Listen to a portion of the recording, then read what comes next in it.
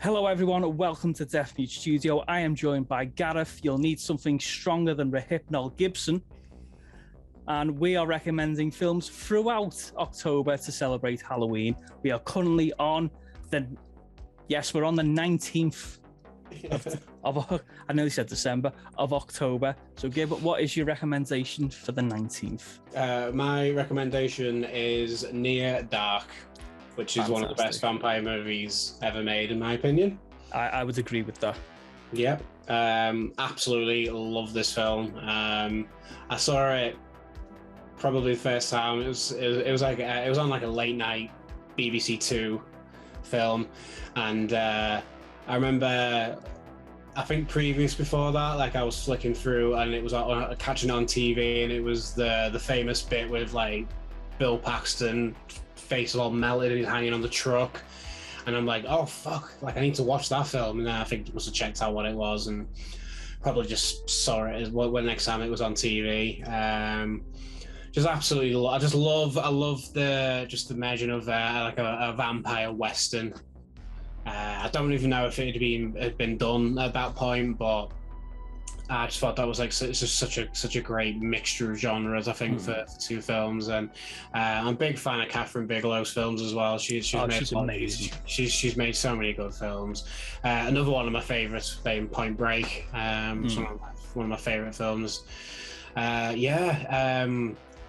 And there's just an amazing trio of actors as well. Three of them coming straight off of Aliens.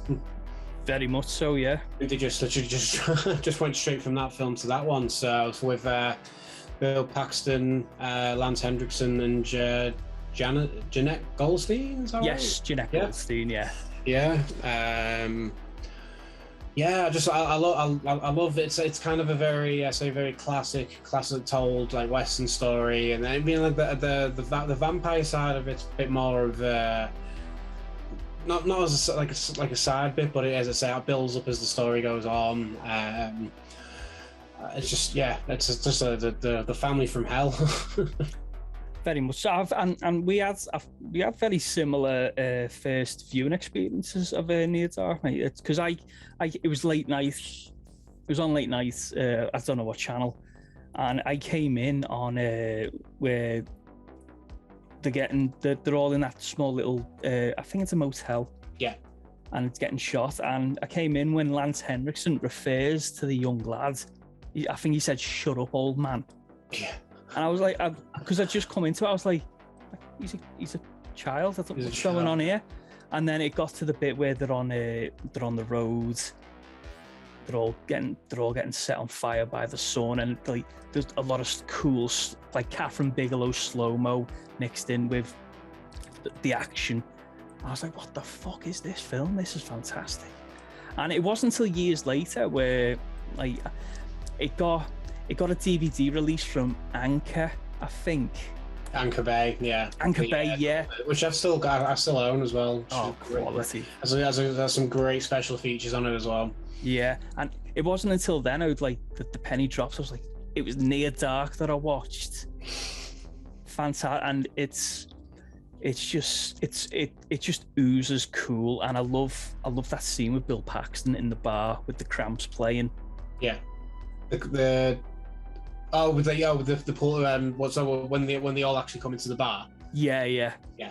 I know. It starts with a John Parr song, and it's like down, and then they just go in, and you can tell Bill Paxton's just having an absolute blast as well. Oh mate, it's like throughout what was it, the 80s? Yeah, throughout the 80s it's just Bill Paxton doing whatever he wants and doing it really well. And it's because it's a character as well. He's just one of those, he's a vampire and he just knows he can do whatever he wants. And it's like you said, it absolutely just oozes. It's just cool. It's a cool film, and it's one that I rewatch quite a lot. Yeah, it's absolutely fantastic, and it's written by Eric Red. Who's Eric Red?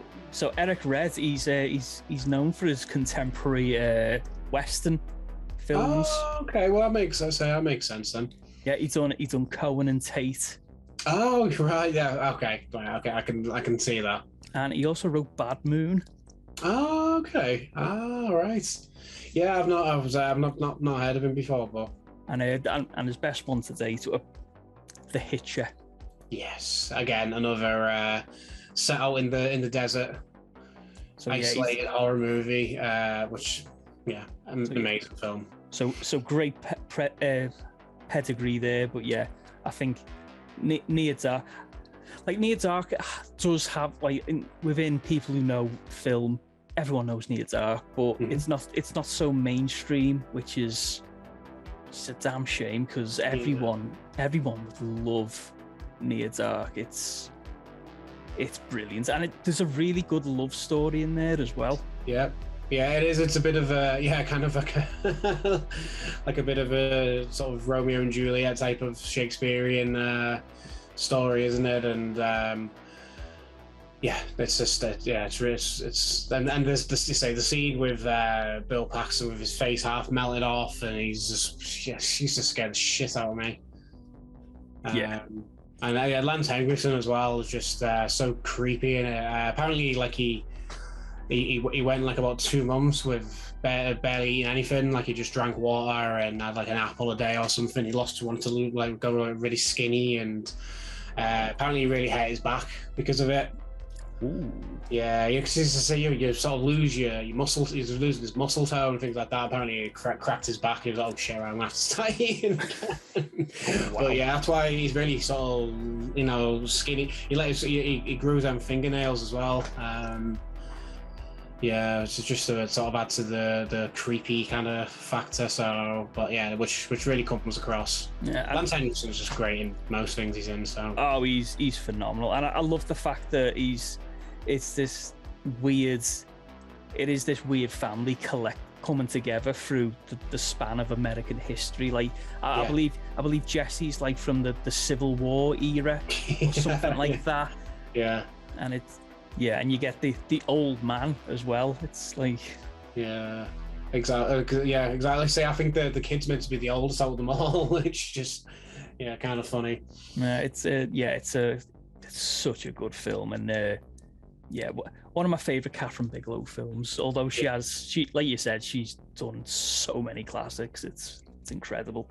I think this was one of the first. I think she'd done one beforehand, one with Willem Dafoe in. I can't remember the name of it though. She was married to James Cameron at the time of this, wasn't she? Maybe, yeah. I know it was quite early on. Maybe it was a bit. Yeah, she might be though. She might have been. Because I know she had to ask James Cameron if she could nick 3 of his film stars from Aliens,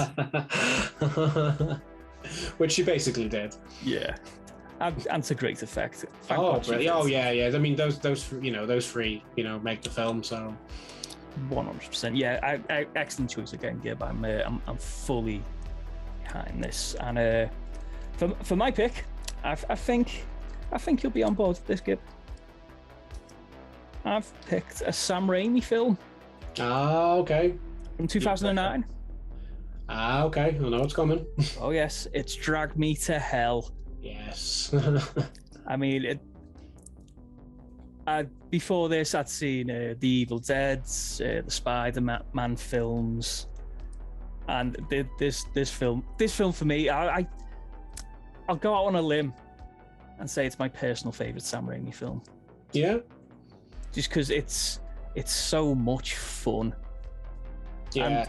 And there is a lot of there are some quite tense, scary scenes in it, but for the majority, it's just quintessential Sam Raimi having a jolly good laugh. Absolutely, yeah. And it wasn't advertised as that at all, if I remember. It was advertised as a genuinely flat out horror film, which I believe, which I thought looked. I just didn't really think it looked very good, and I was pleasantly surprised when I actually finally checked it out. I mean, I went to pitch for my sister to see it, and there was quite a few times where we were laughing our heads off, absolutely hilarious. At one point, you'd be like, "Oh Jesus, this is quite tense," and then you're pissing yourself laughing.